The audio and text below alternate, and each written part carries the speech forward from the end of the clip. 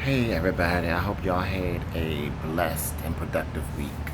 I had an eventful week. I actually got fired from a job this week. And usually when people get fired, you immediately think, oh man, it's something bad. But the Friday before, I had actually submitted an offer letter to another position. But I was still going to keep that part-time job and work like overnight on Fridays and Saturdays just because I feel like if I'm not doing anything and I don't really go out much, I can be making money. So I still was going to keep that job. But I knew from when I first interviewed at that place, it was a high-rise building and high-rise with condominiums in downtown Houston, a real nice area, the Galleria. And in my interview, I remember saying to the ladies that interviewed me, I told them I'm very big on spirits and energy. And after I left my interview, I was thinking, why did I tell them ladies that I'm big on spirits and energies? That's not something I usually say in my interviews. But I just felt it. Like my cousin said, it just, I was just letting it flow, and that's just how it came out. And so within the first month of working there, I saw the people who were on the HOA, they were some nasty bitches. Like they were Karens. And we had a resident meth addict. And then we had a woman, she used to get high with him, but then she would be afraid of him too. And so I put two and two together, like the days she didn't have money, she would be cool with him. But when she had her own money to get high, she'd be like, leave me alone. Please don't follow me. Is he in there? Can I go out to my car? Don't follow my car. She even called one time to the front desk and was like, I know it sounds like the boy who cried wolf. And I told her, I said, it does, Miss Andrea. And I said, to be honest, I don't even want to be involved in it because I saw you with him for the past 2 days. She's like, I know. So we had the two meth addicts. Then we got a resident pimp. I think he was from Cuba. Then he brought some prostitutes with him, and they had their own units, their own condos there too. Well, it was this one older lady. She an older black woman, and I don't know what happened to her, but she'll look you dead in your face, and when you speak, she wouldn't even speak. And I have like the biggest smile on my face, and she wouldn't. Like, it was a lot of different types of people in there, young local rappers that would have their friends coming in smelling like weed, and the whole lobby smelling like weed. And I'm not against weed at all, but it's just the way you do certain things when you live in certain areas. You just don't do stuff you would do as if you would do if you lived in the projects. But some people don't know that. What other type of residents were in there? Oh, this one nasty man. He used to complain his tail off.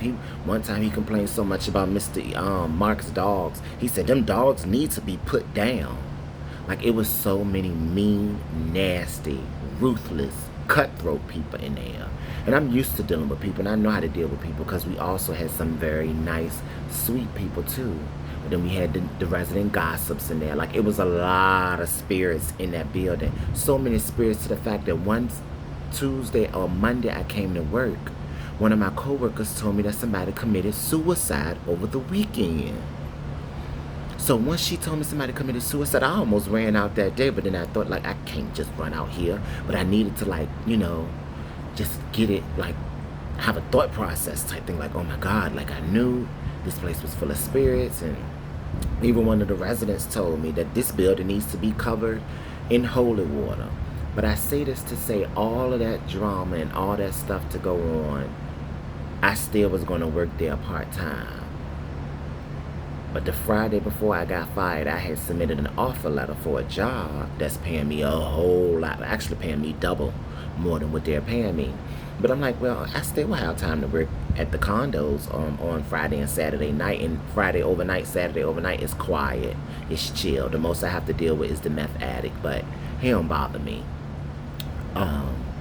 But no, I got fired. And the main reason I got fired, the manager, he called me into his office and he started off by saying, since I got here, there's been kind of like some tension or animosity between us. And I had to let him know, no, it's not, because since he got the job, I ain't think nothing of him.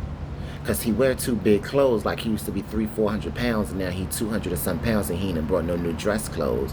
You a general manager, and I heard he was getting paid $90K a year. Like, don't come up in here dressed like that, and I'm coming up in here in a suit. But anyway, so he called me to his office and he started off with a lie from another resident. This one man wanted to argue with me one day.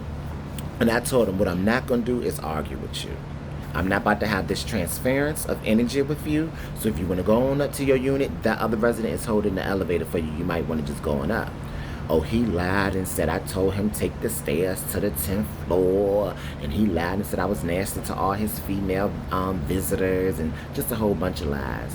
Then the second thing the manager had me on was the fact that I didn't come to the mandatory meeting, which I didn't because it was my day off. And like I said, that place was full of spirits. And on my day off, I did not want to be up in there. So no, I didn't go to that meeting. And I told him I was because I thought about going. But when I woke up that morning, I changed my mind. Then the third thing he said was, oh, a lady's car got towed like a couple Fridays ago. And I emailed all the residents because the car got towed and repossessed. The tow truck people snuck in or whatever. And he was mad at me that I didn't email him. And I told him, I didn't think nothing of it. I just thought to email the person whose car it was. So after he said all the things to why he was letting me go, he tried to tell me that I was in first service material, which I'm probably not because they want you to kiss people's ass, and that's something I don't do, especially when you've been nasty or rude to me, or you just don't deserve the respect that I could possibly give you. Because I've had a lot of residents that would give me bottles of wine. I've only been there December, January, February, March. I was only there 4 months.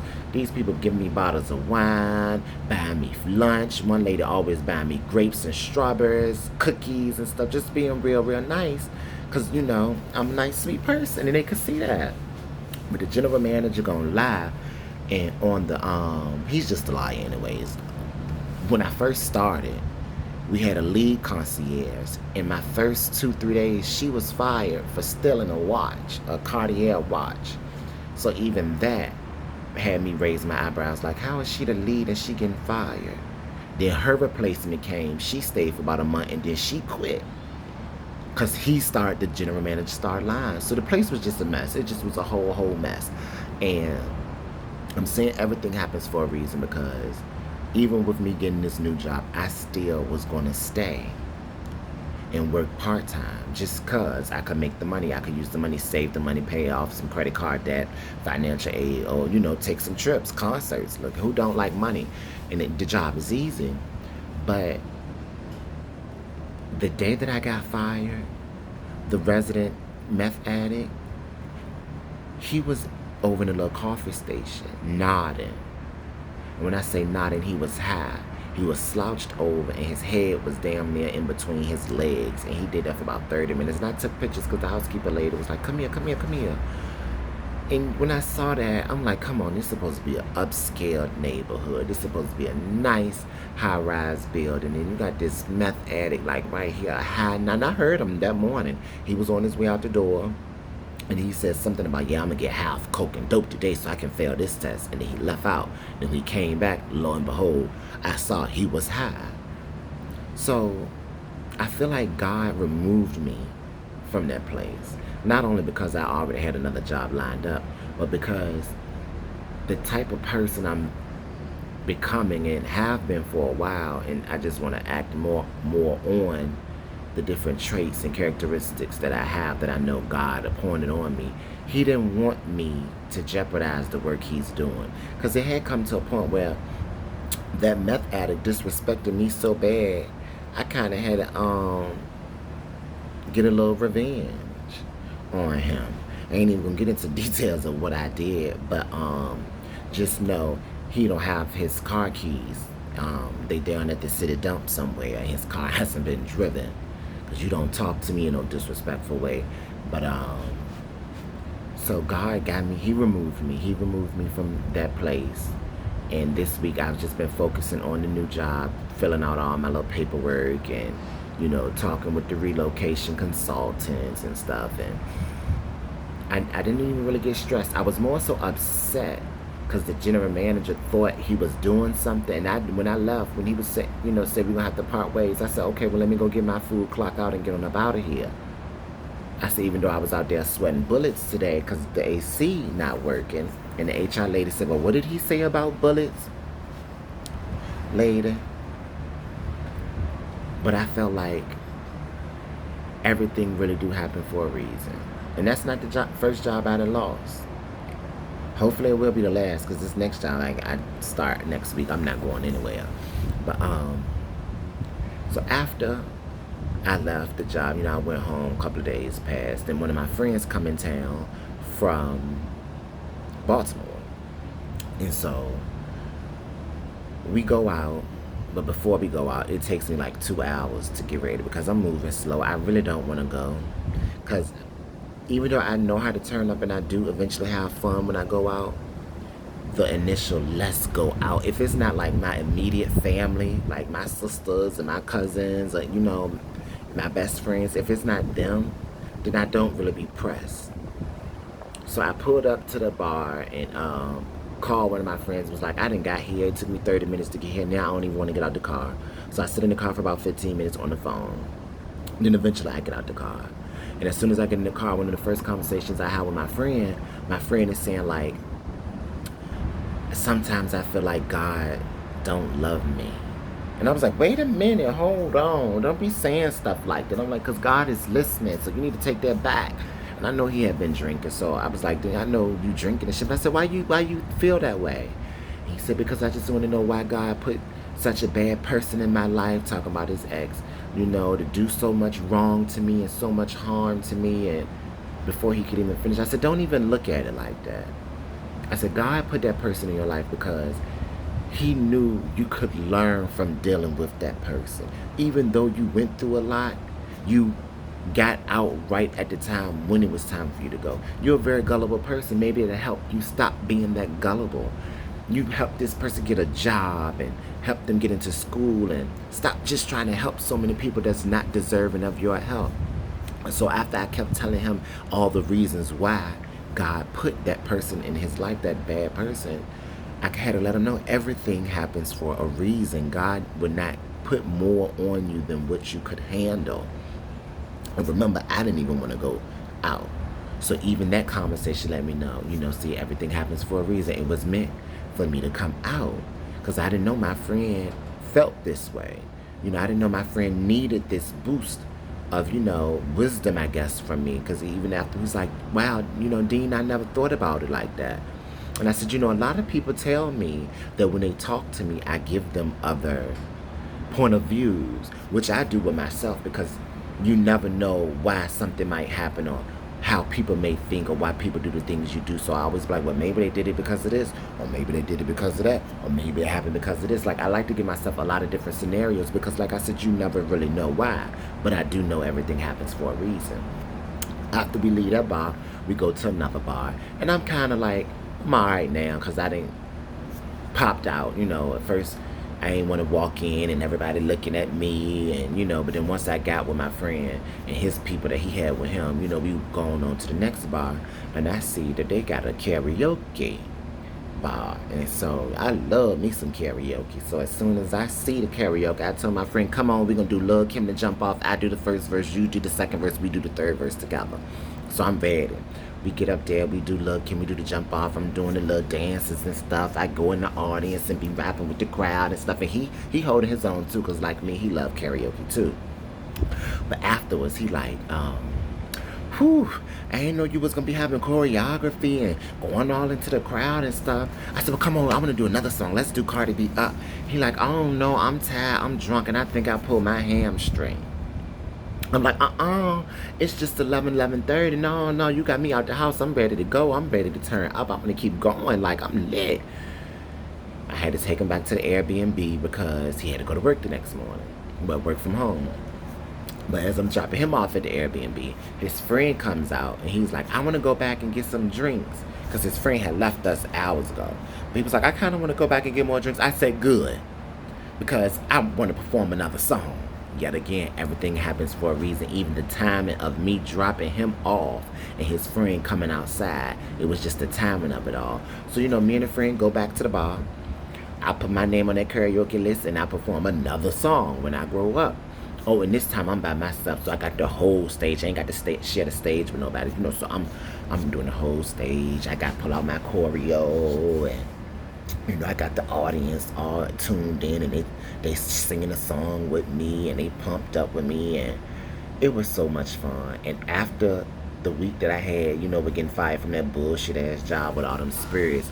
Oh, I forgot to tell you, somebody committed suicide in that building too.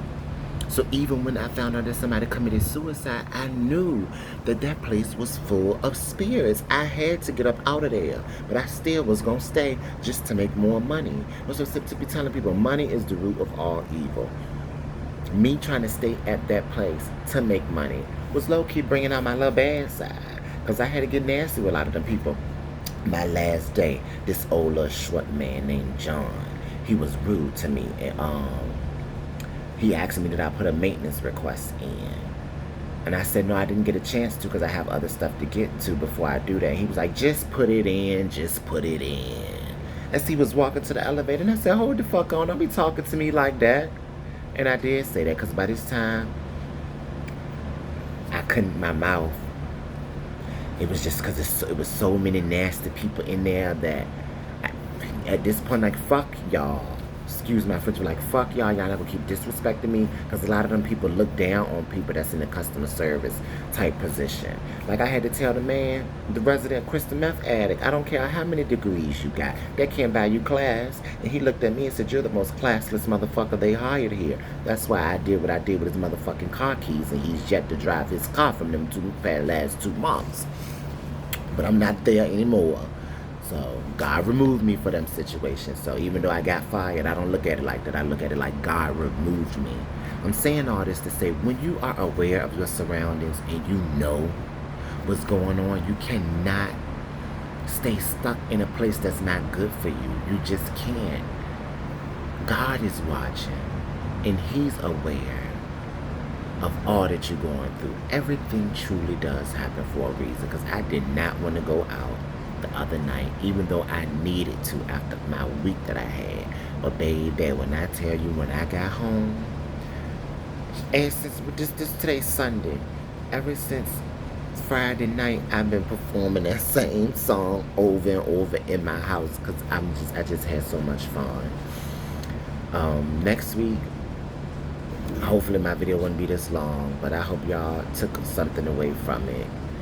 Overall, I just really want y'all to be conscious of anytime something bad happens, even when I'm in car accidents and stuff, or, like I lose jobs and stuff, I always try to think, what is God trying to teach me? Like, what is the learning lesson for this? Because everything truly happens for a reason. There's something I'm supposed to be taking away from this.